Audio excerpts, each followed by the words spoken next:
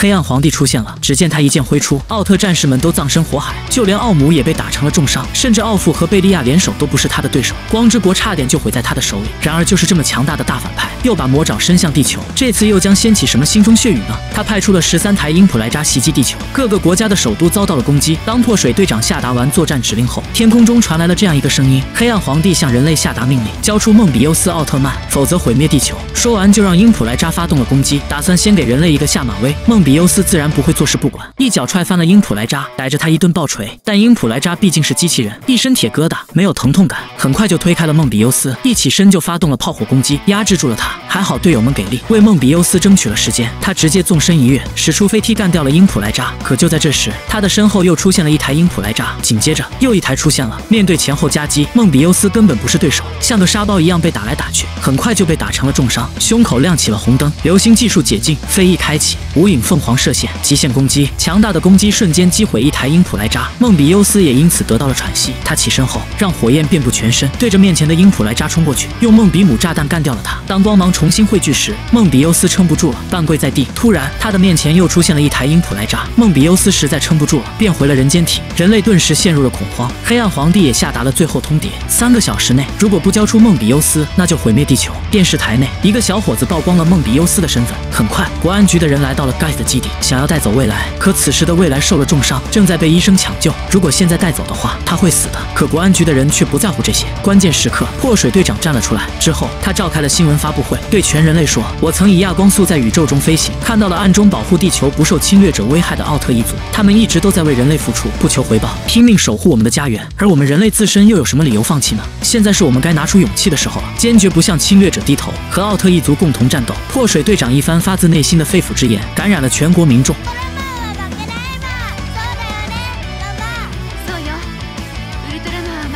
不愧是被佐菲认可的男人。大街上，人们纷纷拿起手机拨通了电视台，表示支持梦比优斯，不向侵略者低头。就连网络上也全都是支持梦比优斯的声音。最后时刻，人们用不去的眼神看向大楼的时钟，等待决战的到来。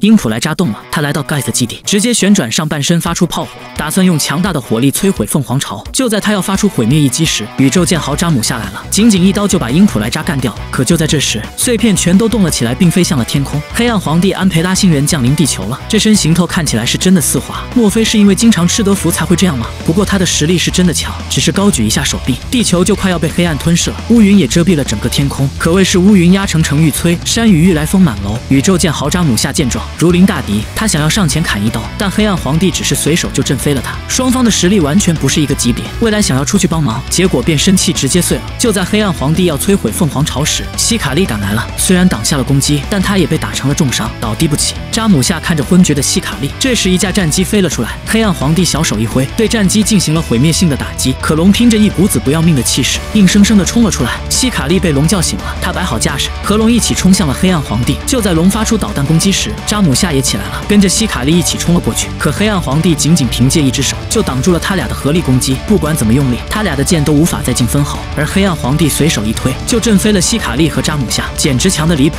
接着他又对凤凰巢里的人发动了攻击，关键时刻扎姆夏挺身而出，救下了众人。随后扎姆夏的身体化为光芒消失了。看着地上的武士刀，希卡利怒了，他起身发出骑士光线。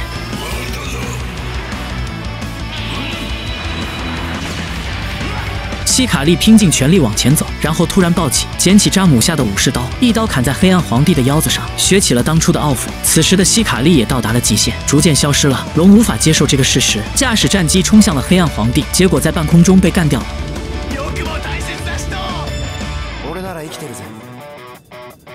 天空出现了一道光芒，原来是龙凭借不屈的信念和希卡利奥特曼合体了。他举起光剑冲向黑暗皇帝，可怎么也无法靠近，反而被推开几十米远，还被黑暗皇帝打出了红灯。愤怒的未来全身散发出耀眼的光芒，终于再次变成了梦比优斯。两奥眼神示意后，就各自发出光线射向了黑暗皇帝，而黑暗皇帝只是挥了一下披风，就吸收了两奥的攻击。然后他高举右手凝聚能量，发出了雷佐利姆光线射向梦比优斯，直接把梦比优斯打成了碎片。希卡利满腔怒火握紧拳头，但他的红灯越闪越快，最终也化成光芒消失了。队友们搀扶着受伤的龙，难道地球真的要被毁灭了吗？一切都结束了吗？就在他们陷入绝望的时候，一道声音响起。众人抬头仰望星空，北斗星司语气沉稳，香秀树目光坚定。朱星团面容凝肃，早田静一字一句。太空中，奥特兄弟们发出光线，射向包裹太阳的黑子。但佐菲大人怎么没来呢？这里是一个伏笔，大家后面就知道。见证了奥特兄弟们的羁绊之情，众人备受鼓舞，全都振作了起来。他们目光坚定，不再迷茫，然后把手都放在一起。发着光的未来也伸出了手，伴随着耀眼的光芒升起，希卡利和梦比优斯合体了。爆发出的光芒，连黑暗皇帝也不得不伸手遮挡。至此，梦比优斯凤凰形态登场了。黑暗皇帝发出雷佐利姆光线，而梦比优斯动都不带动一下的，就把攻击反弹回去了。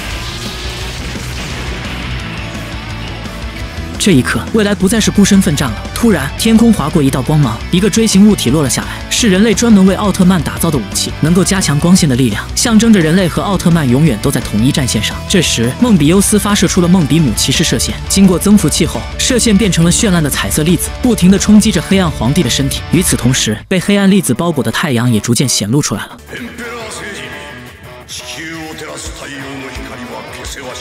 凤凰巢内，破水的耳边响起了熟悉的声音，他朝着光芒缓缓走去。